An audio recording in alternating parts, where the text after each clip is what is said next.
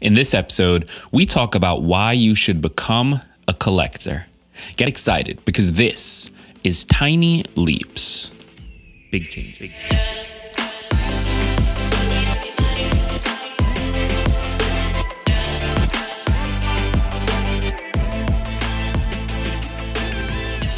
Welcome to another episode of Tiny Leaps, Big Changes, where I share simple strategies you can use to get more out of your life.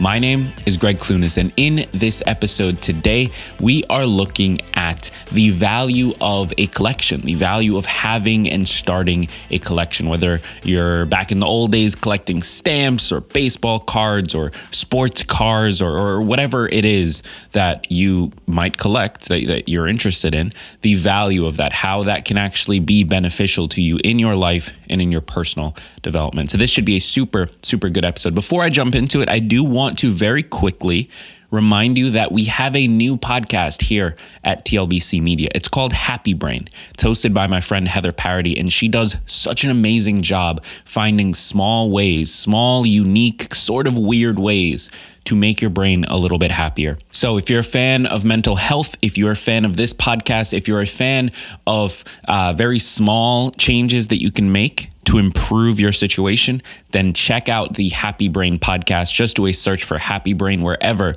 you get your podcasts, or click the link in the description of this episode. And with that said, let's jump right into it. Quote, "My only dream is to get old and finally have the time to read all the books that I'm collecting." Gianni Versace. It's no secret that we live in a society cursed by consumerism. Everywhere we look, there's another ad for something bigger, better, more beautiful, and more expensive than the last thing we bought just a few days ago.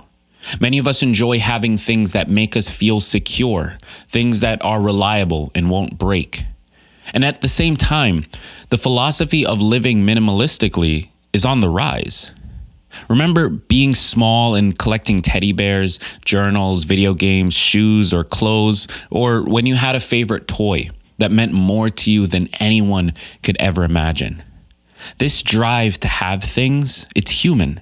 It's key to survival. Early humans were collectors at heart, picking up food, rocks for tools and fur from animals to make it through the next season. It's no wonder that we still have that pull toward collecting or cherishing inanimate objects. They bring us comfort. They're reliable. We never have to guess how they're going to make us feel because we know. We know just how we will feel when we pick up a piece of jade from our rock collection, a coin from our coin collection, or a piece of local artwork from our painting collection. The most passionate collectors feel safe, comforted, and inspired. So today, we're going to be talking about becoming a collector. We're not going to be discussing any kind of collection in particular, just the act of collecting in and of itself, because there are some really neat benefits to it. And at the end, we're going to throw out some ideas for starting your own collection. So let's dig into it. An unnamed collector in, quote, "Why Do We Collect Things" by James L. Halpernan is quoted as referring to his tendency to collect things as a, quote, "genetic defect." In other words, this particular collector has experienced a life ruled by their ability to add another item to their collection or not. Some of us are more drawn to the hobby than others, but collecting truly is a basic human instinct. We have a survival advantage when we have things that other people don't. Hence, why we're drawn to it. And some are drawn to it with a fiery passion. But why do people collect things? The answers are obviously going to be different depending on the individual, depending on the collection. However, some of the biggest benefits of starting any kind of collection are increasing our level of knowledge about a certain item, or maybe relaxation and the reduction of stress, or a desire to have control over a certain part of our lives, or even just nostalgia and social interaction with other collectors in the same scene. There are a number of reasons, but collecting allows us to invest our time, energy, and money into something that is purely a passion. It doesn't force us to follow deadlines or obligations, which can be relieving for those of us with busy lives. The act of returning to this collection to add more pieces or admire the pieces that we already have brings intense satisfaction and self-confidence. It's a break from the mundane or the chaos, because as we mentioned earlier, the collection itself always brings us joy. Well, maybe not always. There is a dark side to collecting, depending upon what it is that we're looking to get into. Because more expensive collections are investments that can be pricey, particularly when our self-satisfaction and happiness depends upon whether or not we have a material object in our possession. And as the value of the collection increases, so does the risk of getting scammed or getting into a dangerous situation just for another piece to add. And as we add more pieces, we may feel as though we're never going to be satisfied, that the collection may never actually be complete. So how do we get into this? Well, the point is collecting can add some spice to our lives. It can inspire us, motivate us, and educate us. The level of what we get out of it, of course, is always going to depend on our own mindset, the item that we collect, and the community of fellow collectors that we are surrounded by, should we choose to join a community, which I recommend you do.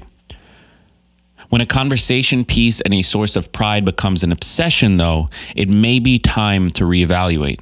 It's another one of those things that are super good in moderation, but can definitely be taken way too far.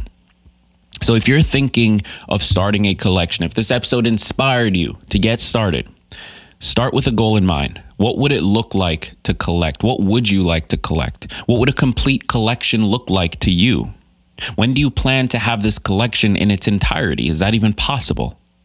Also, try to consider what works financially for your situation, because sometimes even though we want to collect fine art at a gallery, we may have to stick with the $20 poster replica because we need to make rent this month. Some of the more common things to collect are gemstones, crystals, those sorts of things, comic books, coins, vintage toys, antiques, or plants. I'm personally going to start a manga collection. So consider what works best for your current living situation, your financial capability, and your long-term goal. Sometimes the goal is just to line a windowsill with pretty colored stones and plants, and there's certainly nothing wrong with that. There's nothing bad with that. You get to fill your space with beautiful things.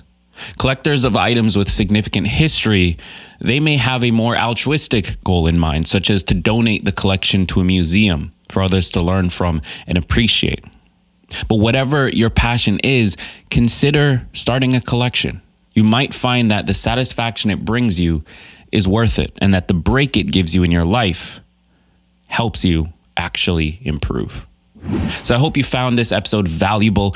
Like I mentioned, am personally looking at starting a manga collection. I'm a big fan of mangas, visual novels, and webtoons, just like I'm a fan of anime. And so I'm going to be starting a manga collection, bringing some of the best comics that I've gone through myself and having a bookshelf. And maybe that'll be down here in my workspace and in the background. Maybe you guys will get to see it if you're watching on YouTube. So consider it for yourself. It is a very soothing hobby. It's something that I think we could all get a lot of value out of. And it's something that's a little bit meditative. Now, before I go, I do want to remind you to check out our new podcast, Happy Brain, where you can learn simple, weird strategies to improve your mental health. Just do a search for Happy Brain wherever you get your podcasts, or click the link in the description of this episode. I've been Greg Clunis. Thank you so much for being here. And remember that all big changes come from the tiny leaps you take every day.